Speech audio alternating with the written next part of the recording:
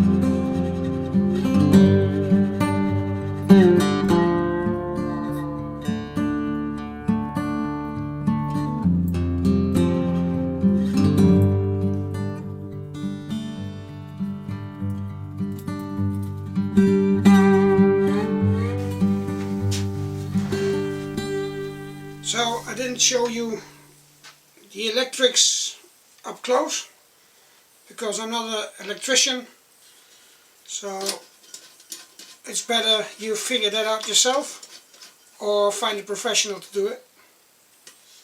But it's finished. Took me a while to get everything sorted out because I had to change the length of the two little pipes that come together so that the nut underneath has enough thread to close everything up. But now it's nice and it works. Made from scrap stuff, and there's a lot of parts left from this old chandelier light, so I guess there's going to be a few more videos, and you know what to make of this, I don't know yet, but we'll see. So leave you with that, a nice Art Deco style table lamp with some bronze kind of stuff. I think it's I don't know, copper, and a new foot on it made on the lathe, and this comes from an old ceiling light, and I've got 3 of those, so maybe I'm going to use those too in combination with this or in combination with something else. Yep, but that's it. See you in the next video at the logo.